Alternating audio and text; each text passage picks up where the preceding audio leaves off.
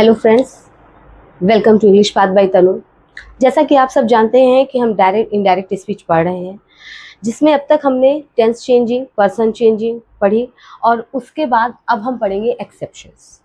एक बात और मुझे आपसे कहनी है कि जैसा कि मैंने आपको प्रीवियस की क्लासेस में जो हमारी डायरेक्ट इनडायरेक्ट स्पीच की फर्स्ट क्लास थी उसी में मैंने आपको बताया था कि डायरेक्ट इनडायरेक्ट स्पीच में हम सेंटेंसेस पढ़ेंगे, assertive sentences, interrogative sentences, imperative sentences, exclamatory sentences और ऑप्टेटिव सेंटेंसेस। ये सेंटेंसेस पढ़ेंगे, जिसमें मैंने एसर्टिव सेंटेंसेस से स्टार्ट की थी और फिर उसके बाद मैंने आपको पर्सन चेंजिंग, टेंस चेंजिंग और अब एक्सेप्शन बताया। इसका मतलब ये मत समझिएगा कि एसर्टिव सेंटेंस में ही सिर्फ चेंजिंग होती है। मैंने एसर्टिव सेंटेंसेस से इसलिए स्टार्ट किया ताकि जब ये रूल्स में बताऊं आपको, ठीक है, ये जो चेंजिंग्स हैं वो बताऊं, पर्सन चेंजिंग, टेंस चेंजिंग, ये एक्सेप्शंस जो बताऊं, इसमें हम जो एग्जांपल्स करें वो असर्टिव सेंटेंसेस के हो जाएंगे। किए यही किए ना, सारे एग्जांपल्स जितने मैंने कराए हैं, जितनी एक्सरसाइजेस कराई, सब असर्टिव सेंटेंसेस की ही कराई हैं। ऐसा मैंने इसलिए किया क्योंकि इससे आपका टाइम यूटिलाइज हो, आप इन चेंजिंग्स को सीखेंगे, डायरेक्ट इनडायरेक्ट स्पीच में इन रूल्स को पढ़ते जाएंगे, सीखेंगे और असर्टिव सेंटेंसेस की भी प्रैक्टिस हो जाएगी, ठीक है। अदरवाइज ऐसा मैं आपको प्रीवियस क्लासेस में भी कई बार बता चुकी हूँ कि ये जो रूल्स हैं, ये जो चेंजिंग्स हैं, चाहे टेंस चेंजिंग हो, चाहे पर्सन चेंजिंग हो, चाहे ये जो पढ़ रहे हैं एक्सेप्शंस, इनमें कुछ ये जो भी रूल्स हैं या आगे जो भी मैं टाइम पोजीशन के अकॉर्डिंग चेंजेस बताऊंगी, जैसे हियर को देयर करना, ठीक है, नाउ को देन करना, ये सब चेंजेस जो बताऊंगी ये डायरेक्ट इनडायरेक्ट स्पीच के सभी सेंटेंसेस में फॉलो होगी, ठीक है। सो इस चीज़ को माइंड में क्लियर करके रखिएगा, ठीक है। इस मैं ये नहीं चाहती कि मैं आपको पहले चेंजिंग बताती, तो जब मैं चेंजिंग बताती तो उसमें भी मुझे एग्जाम्पल्स कराने ही थे, तो हम ऐसा क्यों ना किया, इसलिए मेरे दिमाग में ये था कि ऐसा क्यों ना किया जाए कि एक सेंटेंस हम स्टार्ट करें, उसी के साथ रूल्स बताएं, इससे वो सेंटेंस भी कंप्लीट हो गया और आप रूल्स भी सीख गए। अब जब हम आगे के सेंटेंसेस करेंगे तो वो रूल्स भी हमारे क्लियर हो जाएंगे। और okay, so let's start the class. अब जैसा कि आप देखते हैं कि कल मैंने आपको प्रीवियस क्लास में बताया था कि डायरेक्ट इन रिपोर्टेड स्पीच जो है, सॉरी, रिपोर्टेड स्पीच जो है वो अगर प्रेजेंट टेंस में हो तो क्या चेंजिंग होगी, पास्ट टेंस में हो क्या चेंजिंग होगी, फ्यूचर में हो तो क्या चेंजिंग होगी, या यदि उसमें modal verbs, auxiliary verbs use हो, जैसे कैन, कोड, मे, माइट, ये सब यूज हो, तो क्या चेंजिंग्स होंगी, कैसे हम डायरेक्ट को इनडायरेक्ट स्पीच में चेंज करेंगे।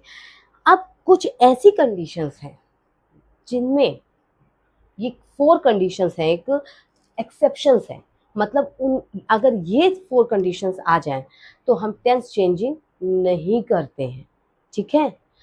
ऐसी कुछ कंडीशंस हैं जिनमें अगर टेंस चेंजिंग रिपोर्टेड स्पीच में वो कंडीशंस आ जाए तो टेंस चेंजिंग नहीं होती है, ठीक है।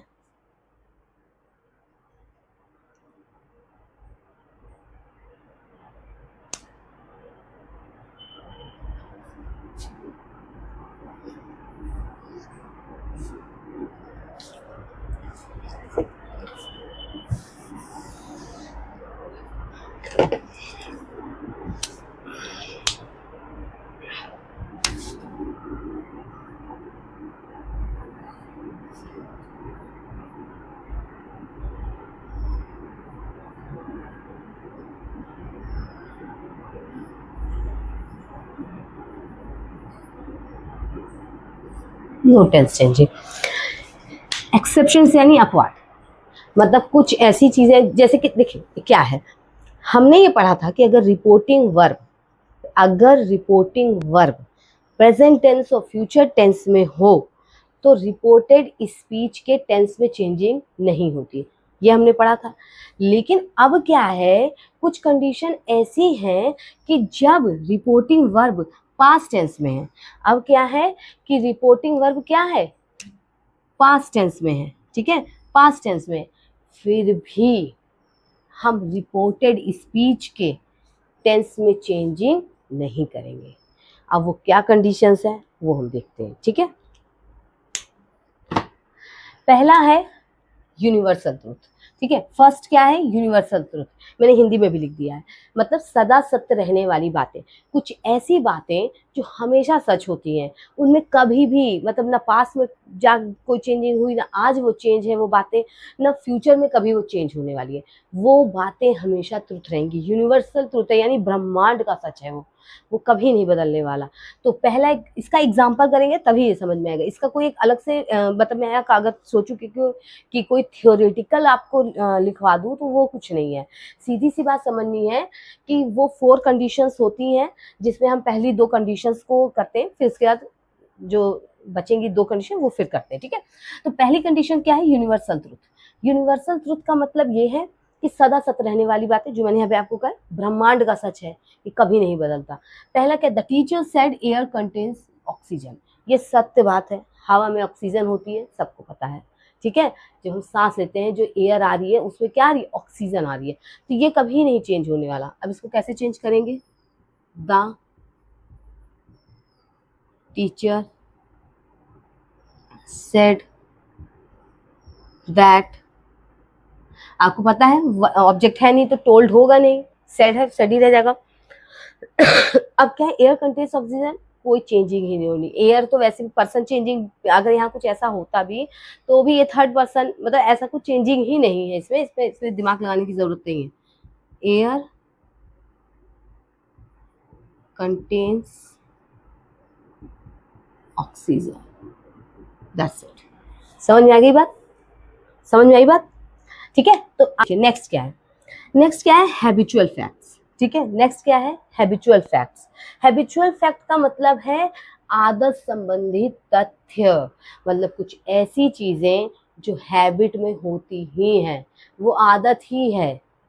Dogs barks on the strangers, क्या है, dogs barks on the stranger, ये सभी को पता है कि डॉग्स जो है स्ट्रेंजर्स पे बात करते हैं, भौंकते हैं, ये हैबिचुअल है, वो उनकी आदत ही है, ठीक है। वो क्या है, उनकी आदत ही है, तो वो क्या हो जाता है, हैबिचुअल फैक्ट हो जाता है, आदत संबंधी तथ्य जो होती ही है। अब जैसे दूसरा क्या है, my mother said to me birds builds nests, अब क्या है, चिड़िया क्या है, नेस्ट घोंसले बनाती है, ये हैबिचुअल फैक्ट है, ठीक है। ये क्या है, हैबिचुअल फैक्ट है, ये सच है।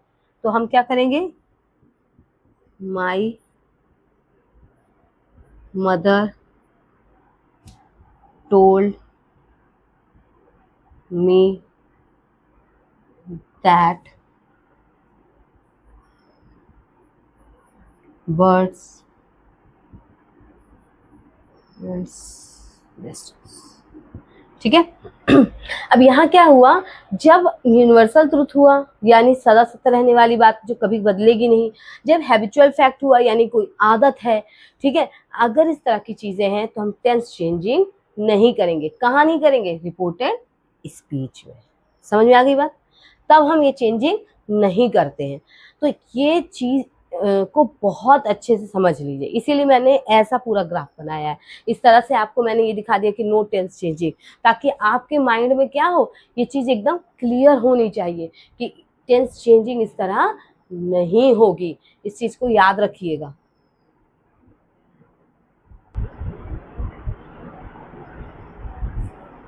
ओके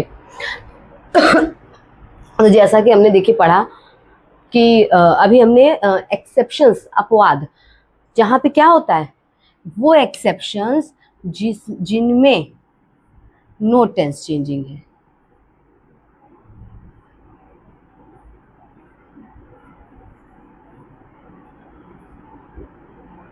ठीक है। ऐसे अपवाद जहां पे क्या है, नो टेंस चेंजिंग है। तो अभी हमने पहला एक क्या पढ़ा था हमने, एक हमने पढ़ा हैबिचुअल फैक्ट पढ़ा और एक पढ़ा यूनिवर्सल फैक्ट, ठीक है। यूनिवर्सल ट्रूथ मतलब कि अगर ब्रह्मांड की कोई सच्चाई जो कभी नहीं बदलती, हैबिचुअल फैक्ट मतलब कोई आदत जो हमेशा वैसे ही रहती है, कभी वो नहीं बदलती है। तो ये दो हमने चीजें पढ़ी जहाँ पे रिपोर्टेड स्पीच में टेंस चेंजिंग नहीं होगी, चाहे रिपोर्टिंग वर्ब पास्ट टेंस में ही क्यों ना हो, ठीक है। इन बातों को बहुत अच्छे से समझना, जो कहा है उसको एक एक वर्ड सुनो समझो, और खासकर जब एग्जांपल्स कराऊं मैं तो उस पर फोकस करिए, ठीक है। अब देखिए थर्ड क्या चीज़ है, थर्ड है historical facts.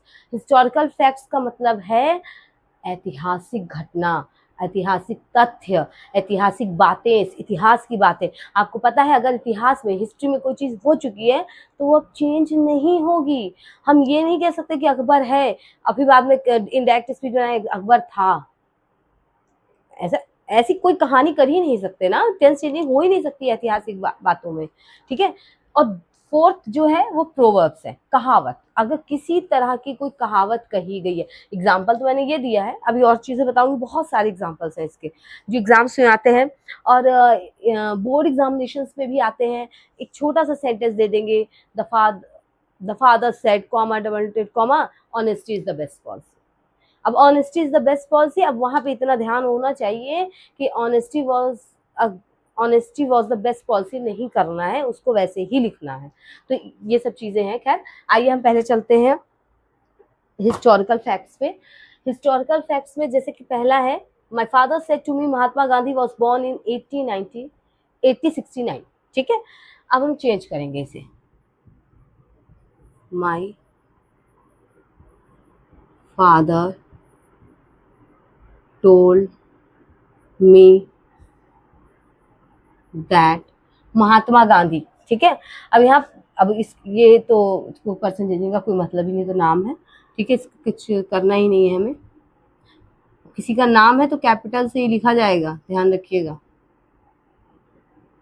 Mahatma Gandhi was born in 1869। ठीक है, 1869। अब यहाँ कोई चेंजिंग नहीं होगी। देखिए क्या है डायरेक्ट इनडायरेक्ट में, बहुत इजी है। अभी तक जो चला रहा है, अगर ढंग से पढ़ा है, इतना इसको रिवाइज किया है, जितनी क्लास यहाँ करा रही हूँ प्रैक्टिस, अगर उसको किया है, it will be very easy. तब कहाँ होगा वो हम आगे बताएंगे।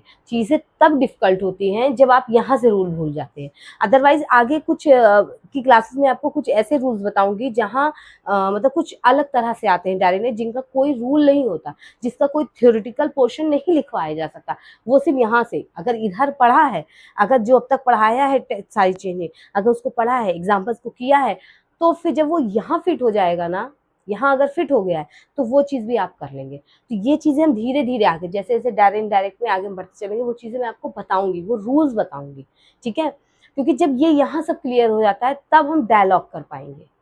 ठीक है, वरना डायलॉग तो फिर पल्ले ही नहीं पड़ने वाला। कभी कभी क्या होता है ना, ऐसे भी सेंटेंस आ जाते हैं डायरेक्ट डायरेक्ट में कि एक में ही दो एंड दो चीजें क्या है ज्वाइंट करें, वो भी मैं आपको कराऊंगी। फिलहाल अभी यहाँ तो इसलिए क्या है, बहुत ध्यान रखिए इस चीज का। फिलहाल यहाँ हम करते हैं कहावत। प्रोवर्ब यानी कहावत, जैसे कि एक, जैसे टाइम इज मनी, जैसे मान लीजिए my grand father said time is money, my grand father said honesty is the best policy. ऐसी बहुत सी कहावतें हैं। अब जैसे कि हम यहाँ एग्जाम्पल कर रहे हैं, my father said where there is a will there is a way.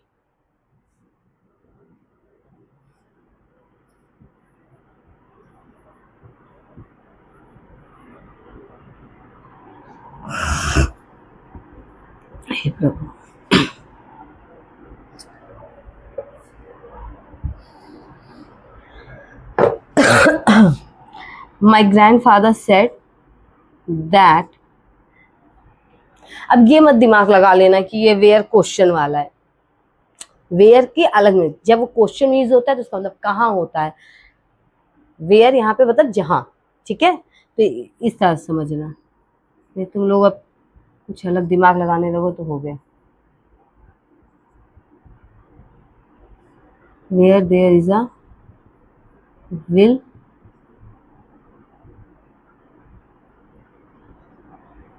There is a way, जहाँ चाह है वहाँ राह है। ठीक है, ये हो गया, ये समझ में आ गई बात। तो मतलब ये चार एक्सेप्शंस हैं, चार पॉइंट्स ऐसे हैं। हैबिचुअल ट्रुथ है, हाँ हैबिचुअल ट्रुथ है, यूनिवर्सल फैक्ट है, हिस्टोरिकल फैक्ट्स है, प्रोवर्ब्स हैं जिन इनके ऐसे चार पॉइंट्स हैं, ये ऐसी फोर कंडीशंस हैं जब रिपोर्टिंग वर्ब पास्ट टेंस में होने पर भी रिपोर्टेड स्पीच के टेंस में चेंजिंग नहीं होगी। समझ में आ गई बात, इस चीज को बहुत अच्छे से समझ लीजिए। ठीक है, अब जब हमने ये कर लिया है तो हाँ, अब हम नेक्स्ट जो करेंगे वो टाइम एंड पोजीशन की चेंजेस के बारे में जानेंगे, जो बहुत ही इंपॉर्टेंट है। ठीक है, एक्चुअली होता क्या है कि जैसे कि आप जानेंगे टुडे आया, दैट डे में चेंज करेंगे। अगर मान लीजिए डायरेक्ट स्पीच में टुडे आ गया तो उसको जब इनडायरेक्ट स्पीच बनाएंगे तो उसमें क्या चेंजिंग करेंगे। ठीक है, अब इन चीज़ों को हम पढ़ेंगे। ठीक है, तो अब हम ये जानेंगे कि अगर टाइम या पोजीशन के अकॉर्डिंग चेंजिंग होती है तो उसको हम कैसे चेंज करेंगे, ये बहुत इंपॉर्टेंट है। और ये चेंजिंग ऐसी, देखिए डायरेक्ट इनडायरेक्ट में कोई भी चेंजिंग हो वो इम्पोर्टेंट, वो सब इम्पोर्टेंट है, कोई भी लेस नहीं है इम्पोर्टेंस में। समझ में आई बात? अगर आपने कोई आपको डायरेक्ट टू इनडायरेक्ट स्पीच दी गई है और अगर आप सोच रहे हैं कि अरे टेंस चेंजिंग में थोड़ा बहुत हो गया चल, ये तो आपको पता ही है कि इंग्लिश ग्रामर एक ऐसा पोर्शन है कि अगर पूरा एक सेंटेंस आपका सही हो गया, एक इनडायरेक्ट स्पीच या फिर कोई भी पोर्शन हो इंग्लिश ग्रामर का, अगर वो सही हो गया तो फुल मार्क्स मिलेंगे, फुल मार्क्स मिलेंगे, उसमें मार्क्स कट हो ही नहीं सकता। समझ में आ रही है बात? तो इसलिए बहुत ध्यान से पढ़िए, बहुत सही से पढ़िए। अब हम जानेंगे टाइम और पोजीशन की चेंजिंग्स को। ठीक है, तो बहुत ध्यान से इसको देखिए। जैसा कि आप देख रहे हैं कि अब तक हम पढ़ चुके थे टेंस चेंजिंग, पर्सन चेंजिंग, और उसके बाद हमने एक्सेप्शंस जाने कि क्या एक्सेप्शंस है। इसके अलावा जो सबसे और इम्पॉर्टेंट चीज़ है डायरेक्ट टू इनडायरेक्ट स्पीच में, वो ये है कि रूल्स हैं। कौन से रूल्स? टाइम और पोजीशन। डायरेक्ट स्पीच में कुछ ऐसे वर्ड्स आते हैं जो टाइम और पोजीशन को एक्सप्रेस करते हैं। ठीक है, ये rules for the change of words expressing nearness of time and position. ठीक है, तो कुछ ऐसे वर्ड्स आते हैं जो टाइम और पोजीशन को एक्सप्रेस करते हैं। तो जब हम अगर वो वर्ड्स जो यहाँ लिखे हैं, देखिए अगर वो वर्ड्स डायरेक्ट स्पीच में आते हैं और उसको हम और उस डायरेक्ट स्पीच को इनडायरेक्ट स्पीच में हम चेंज करते हैं तो हमें ये सब चेंजिंग करनी पड़ेगी। जैसे अगर डायरेक्ट स्पीच में एगो आ गया और उसको हम इनडायरेक्ट स्पीच में चेंज करेंगे तो वो बिफोर हो जाएगा। अभी हम इसकी प्रैक्टिस भी करेंगे। ठीक है, एग्जाम्पल्स एक्सरसाइजेस हम करेंगे इसके, तो आपको और क्लियर हो जाएगा। ठीक है, अगर कम आ रहा है तो गो हो जाएगा, हेंस का थेंस हो जाएगा, दिस का दैट हो जाएगा, दीस का दोज हो जाएगा, दस का सो हो जाएगा। अगर टू नाइट आ रहा है तो दैट नाइट होगा, टुडे है तो दैट डे होगा, टुमारो है तो टुमारो के लिए हमारे पास दो वर्ड्स हैं। ठीक है, अगर टुमारो आ गया तो उसको द नेक्स्ट डे भी लिख सकते हैं इनडायरेक्ट स्पीच करने पे, या फिर द फॉलोइंग डे भी हम कर सकते हैं। ठीक है, इसके अलावा अगर यस्टरडे आ जा रहा है, किसमें? डायरेक्ट स्पीच में। अगर डायरेक्ट स्पीच में यस्टरडे वर्ड यूज हो रहा है तो हम उसको चेंज करके द प्रीवियस डे या द डे बिफोर लिख सकते हैं। इन दोनों में से कोई भी, इसलिए मैंने और लगा दिया है। ठीक है, ताकि आपको ये समझ में आ जाए कि इन दोनों में से कोई भी कुछ भी वर्ड्स का हम यूज क्या कर सकते हैं, इसमें कर सकते हैं। अब ये जब भी रिपोर्टेड स्पीच में ये आ जाए या फिर ये वर्ड्स आ जाए तो डायरेक्ट स्पीच को इनडायरेक्ट स्पीच में चेंज करने पर इन वर्ड्स को हम इनमें चेंज करते हैं और इन वर्ड्स को हम इनमें चेंज करते हैं। ये वर्ड्स क्या हैं? ये वर्ड्स टाइम और पोजीशन को एक्सप्रेस कर रहे हैं। ठीक है, ये वर्ड्स क्या कर रहे हैं? टाइम और पोजीशन को एक्सप्रेस कर रहे हैं। अब ये क्या है? ये सिर्फ यस्टरडे नहीं है, इसके बाद 3 पॉइंट्स और हैं। अभी मैं और लिख देती हूँ। अब इसमें क्या है, बहुत नीचे स्पेस है, फिर वो दिखेगा नहीं वहाँ पे। ठीक है, तो इसलिए क्या है, मैं आपको इसमें 3 और वर्ड्स हैं, 3 और हैं ऐसे टाइम और पोजीशन एक्सप्रेशन वर्ड्स हैं, एक्सप्रेसिंग वर्ड्स हैं, जिनको मैं आपको बताती हूँ। ठीक है, तो आप इनको नोट कर लीजिएगा, बहुत अच्छे लिख लीजिए, अपनी नोट्स में लिख लीजिए।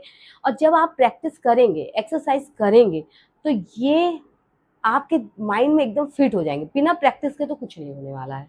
अगर आप एग्जाम्पल्स, प्रैक्टिसेस, इनकी एक्सरसाइजेस कर लेंगे तो ये आपको ऑलरेडी याद हो जाएगा कि हाँ अच्छा, एगो आया है बिफोर में चेंज करो, टू नाइट आया है दैट नाइट में चेंज करो। तो अब जो 2-3 वर्ड्स और बच गए हैं वो उनको मैं आपको बताती हूँ। ठीक है, तो अब आप उनको करिए।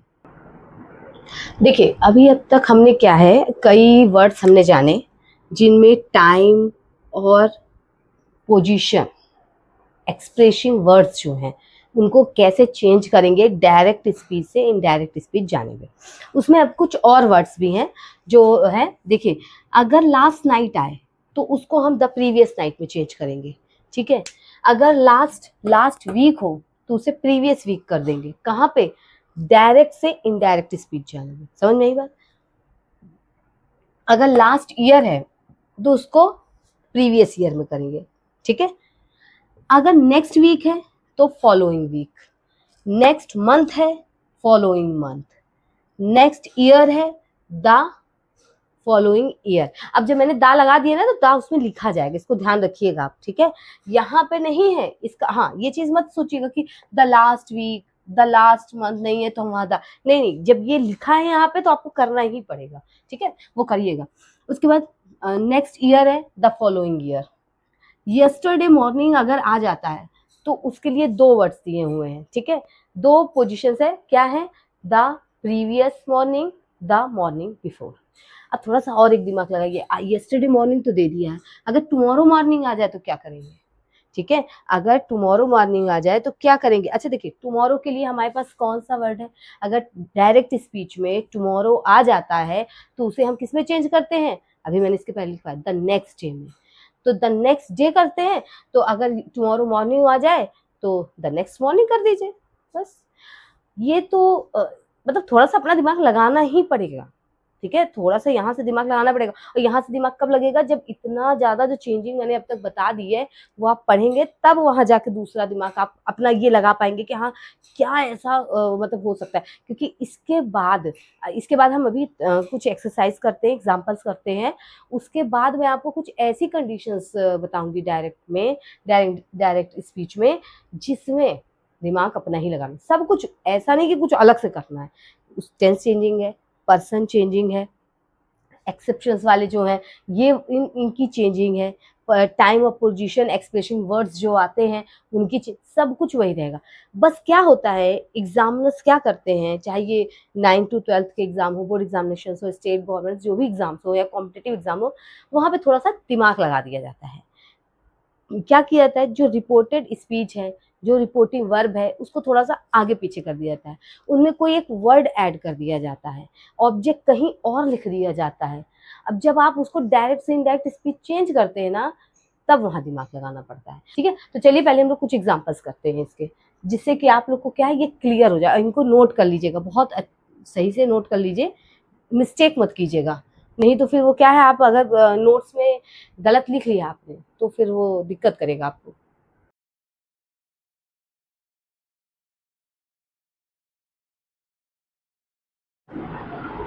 तो देखिए अभी हमने tense changing, person changing, exceptions पढ़े, और उसके बाद हमने ये जाना कि एक्सप्रेशन वर्ड्स टाइम पोजीशन को दिखाते हैं, उनकी चेंजिंग जानी और उनको मैंने प्रैक्टिस की, ठीक है। सो अब ये देखिए कि कुछ ऐसी कंडीशंस हो जाती हैं जब ये टाइम और पोजीशन एक्सप्रेशन वर्ड्स आए, फिर भी हम उनमें ये चेंजिंग नहीं करते हैं, नहीं चेंज करते। कब होता है?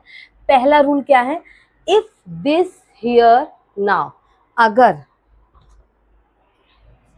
अगर किसी कंडीशन में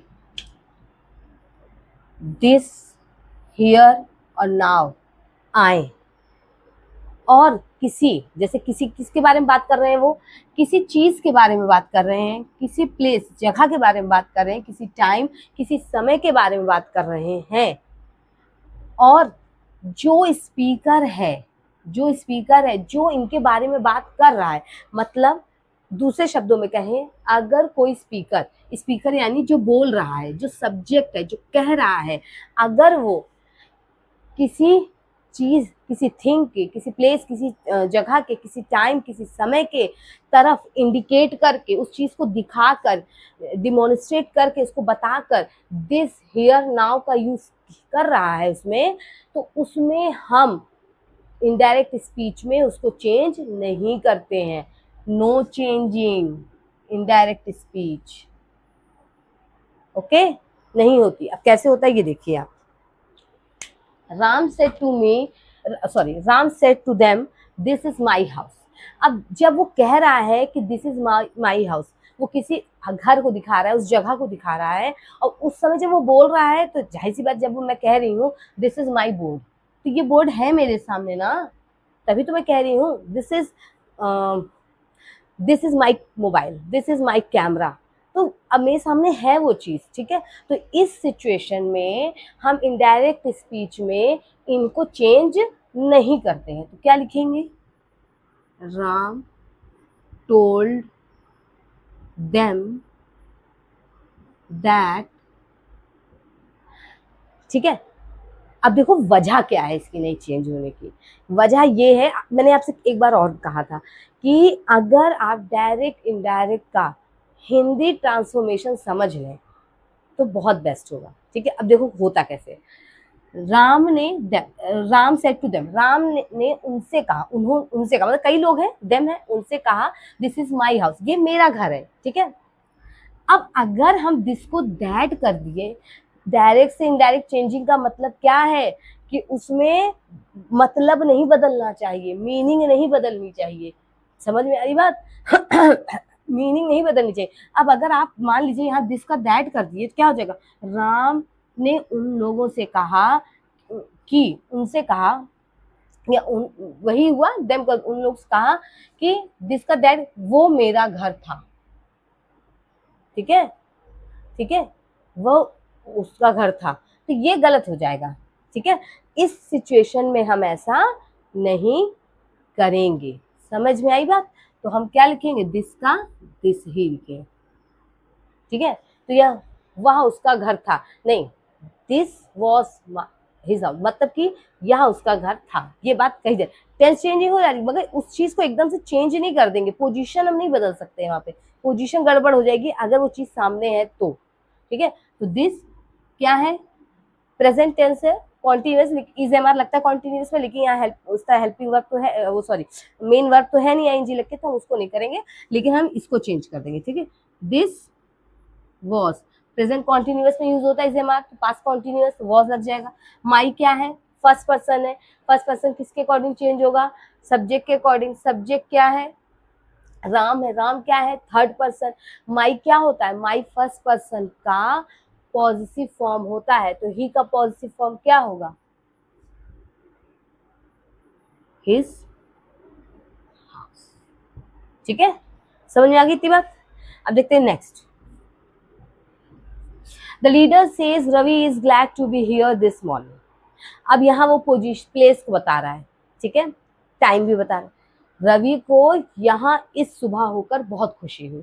अब यहाँ पे जब यूज किया गया दिस का, हियर का यूज किया गया, तो हम यहाँ पे उस जगह की बात, उस टाइम की बात कर रहे हैं, और उस टाइम में वो प्रेजेंट है। जो आदमी लीडर जो है, जो बात कर रहे हैं, वो इस समय क्या कर रहे हैं? उस समय प्रेजेंट है, ठीक है। तो क्या हो जाएगा? The leader says that, Ravi third person है, नो चेंजिंग रवि। अब इस क्या है? प्रेजेंट कॉन्टिन्यूअस टेंस में आता है, जैसा कि हम उसमें चेंजिंग करते हैं, लेकिन आपको पहले रूल में आप पढ़ चुके हैं कि अगर रिपोर्टिंग वर्ब प्रेजेंट टेंस में है तो हम टेंस चेंजिंग नहीं करते हैं। तो क्या होगा? Ravi is glad to be here, क्या हो जाएगा? To be here, to be here this morning, ठीक है। तो यहाँ पे कोई भी चेंजिंग नहीं हो। समझ में आ गई बात? इतनी समझ में आई, ठीक है। इसके अलावा एक और रूल है, सेकेंड रूल, ठीक है। लेकिन इन चीजों को क्या है? याद रखना पड़ेगा। जो एग्जाम्पल्स, जो एक्सरसाइजेस मैंने कराई हैं, उनको समझना पड़ेगा, तभी आपको ये चीजें समझ में आएंगी। अगर आपने जरा सी मतलब अगर इसको नहीं समझ पाए तो फिर दिक्कत हो जाएगी। इसके बाद हम और भी एक्सरसाइजेस करेंगे, प्रैक्टिस करेंगे। एक अलग से क्लास मैं लूँगी जिसमें मैं सिर्फ और सिर्फ असर्टिव सेंटेंस में इन सब की चेंजिंग्स को बताऊंगी, ठीक है। तो अभी हम लोग नेक्स्ट रूल देखते हैं, जो सेकेंड रूल है। ये आप लोग ने क्या है, एक चेंजिंग देख ली, एक रूल हमने देख लिया कि अगर एक्सप्रेसिंग वर्ड्स हैं टाइम और पोजीशन, लेकिन फिर भी एक कंडीशन ऐसी थी जब हम दिस, हियर और नाउ को चेंज नहीं करते हैं। अब वही एक दूसरा रूल है उसमें, वो क्या है, इफ दिस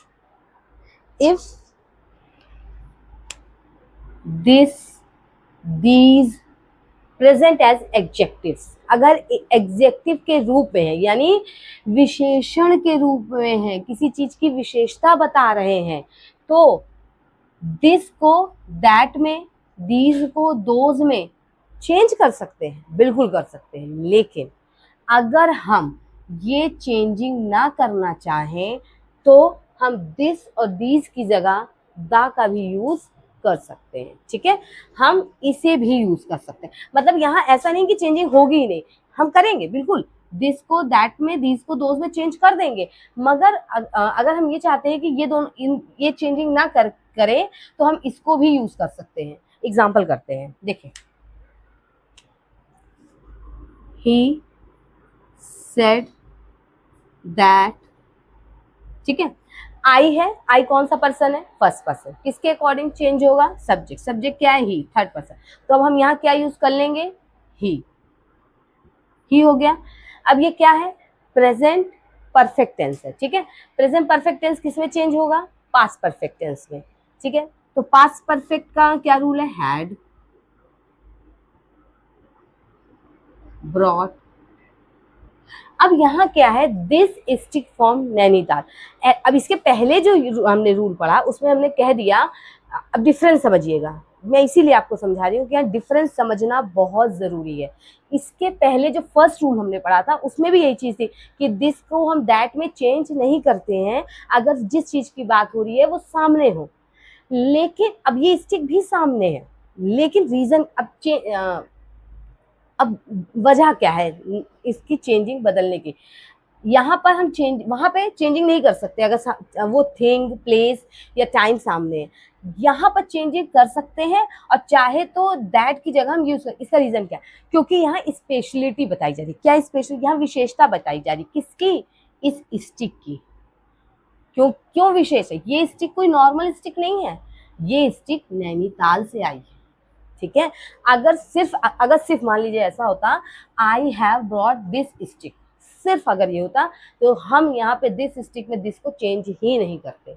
ये इसमें फिर वो फर्स्ट वाला रूल अप्लाई होता कि जो जिस चीज की हम बात कर रहे हैं वो हमारे सामने है।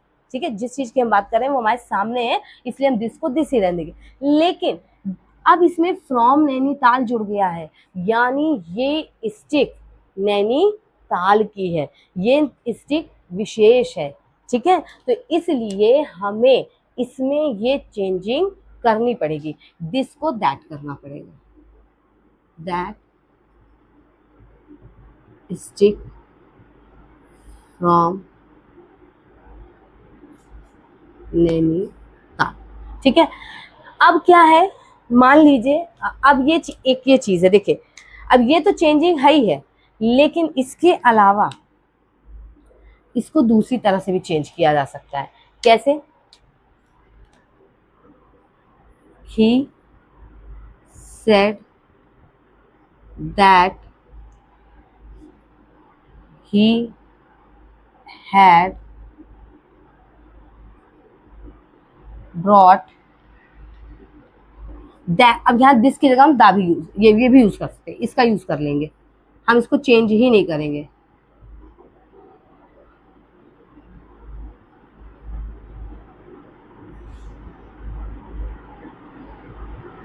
अभी मैं इसकी वजह भी आपको बताती हूँ। ठीक है, अब देखिए इसका रीजन क्या है। जब आप पार्ट ऑफ स्पीच पढ़ना स्टार्ट करेंगे तो उसमें सबसे पहले मैं आपको क्या पढ़ाऊंगी, एयर वो आर्टिकल। ठीक है, तो जब हम आर्टिकल पढ़ेंगे तो आर्टिकल में आपको पता है दा भी यूज पढ़ाया जाता है, आर्टिकल ए एन दा ये है। तो जब आप ये पढ़ेंगे ना तब आपको पता चलेगा कि दा का यूज किसके साथ होता है, जो चीज बहुत स्पेशल हो, the sun, the moon, the earth, मतलब जो भी स्पेशल है, एक है। ये तो चलिए सन और मून तो एक ही है इसलिए ऐसा है, लेकिन उसमें कुछ थिंग्स हैं जैसे अब ये मार्कर है। ठीक है, ये इस मार्कर में कोई स्पेशलिटी नहीं है, लेकिन अगर मैं कह दूं I bought this marker from Nainital, तो अब क्या है, अब ये मार्कर की स्पेशलिटी हो गई कि ये नैनीताल का मार्कर है। ठीक है, ये कहाँ का मार्कर है, नैनीताल का है। तो ये स्पेशलिटी है, इसलिए ये स्टिक स्पेशल है ना, तो हम दैट भी कर सकते हैं और इसका भी यूज कर सकते हैं। ठीक है, हम चाहें तो दैट यूज कर सकते हैं, हम चाहें तो दैट यूज कर सकते हैं। समझ में आ गई बात। अब हम इस चीज को ध्यान रखिएगा, इस चीज को करिएगा, पढ़िएगा। अब एक हम दूसरा एग्जाम्पल करेंगे। अब वो एग्जाम्पल किस चीज का होगा, दीज का होगा। ठीक है, अब ये एक दूसरा एग्जाम्पल हम करेंगे जो किस चीज का होगा, दीज। ठीक है, अब आपने देखा कि ये हम सेंटेंस, ये हम डायरेक्ट को इनडायरेक्ट स्पीच में चेंज किए, वो एक रूल था। हमने दिस वाला एग्जाम्पल किया, अब हम दीज का एग्जाम्पल करेंगे। मैं आपको हर एक एग्जाम्पल करके बताऊंगी। ठीक है, इसलिए ध्यान दीजिएगा।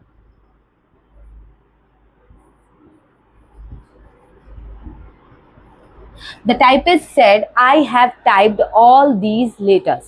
ठीक है, टाइपिस्ट ने कहा है, ठीक है, टाइपिस्ट है, I have typed all these letters. अब यहाँ क्या है, दीज का यूज लेटर्स, किसी स्पेशल लेटर की, मतलब विशेषता बता रहे हैं, वो कोई विशेष लेटर की बात कर रहा है। ऐसा नहीं कह रहा कि कोई भी लेटर, ये थोड़ी कह रहा आई हैव टाइप्ड लेटर्स, नहीं, दीज लेटर्स, मतलब इन लेटर्स को मैंने टाइप किया है। ठीक है, वो स्पेशली उन्हीं लेटर्स की बात कर रहा है।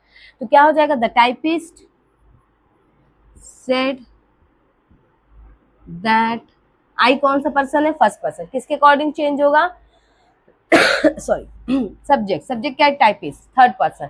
अब हमें यहाँ जेंडर क्लियर नहीं है तो हम ही मान लेंगे, ही। हैव आपको पता है पास्ट परफेक्ट टेंस में चेंज होगा क्योंकि ये प्रेजेंट परफेक्ट है।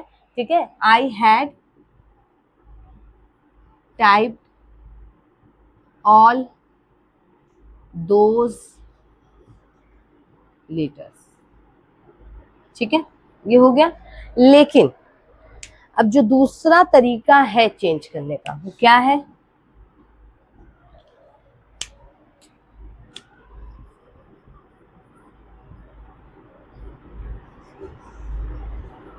The typist that